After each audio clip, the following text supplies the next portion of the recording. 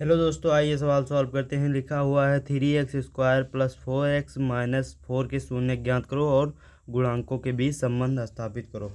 और इसको हम 3x² + 4x - 4 इसका गुणनखंड विधि द्वारा हम शून्य ज्ञात करेंगे। तो 3x² हम जानते हैं अचरपद जब x² का गुणांक देता है तो उसे अचरपद से गुणा करते हैं। तो 3x² प्लस, अब हमें 3 चौक 12, अब 12 का ऐसा गुणनखंड करें कि घटाने पर 4 आए और गुणा करने पर 6, यानी कि 6 दूनी 12। देखिए घटाने पर 4 आ रहा है, गुणा करने पर 12 आ रहा है। -4 3x² + 6x - 2x - 4, यानी कि इसमें 3x कॉमन लेंगे, x + 2 आएगा। इसमें -2 कॉमन लेंगे, x + 2 आएगा।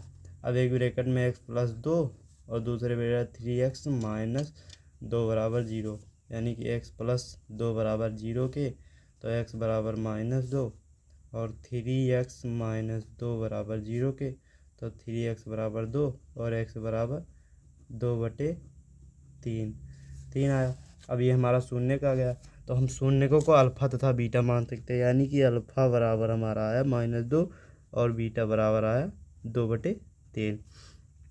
अब देखिए कह रहा है शून्यकों तथा गुणांकों के बीच संबंध स्थापित कीजिए। तो हम अल्फ़ा + बीटा बराबर होता है -x का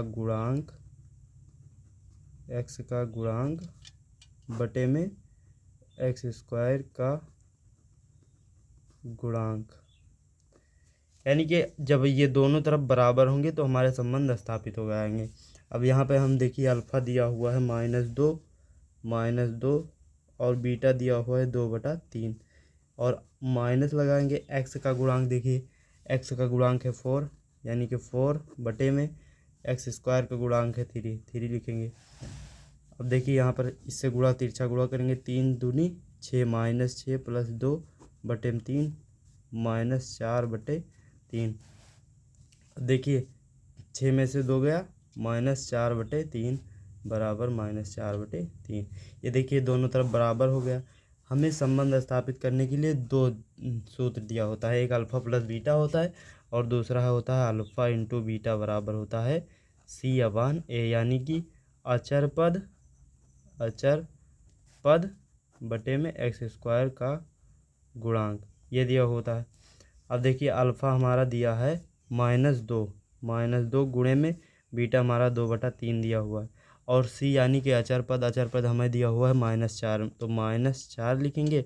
और सी हमारा ए हमारा दिया हुआ है 3, तो 3 दूना नहीं, इसका मतलब 2 दूनी 4, तो -4/3 बराबर -4/3। देखिए दोनों तरफ बराबर आया, इसका मतलब हमारा सवाल सही है।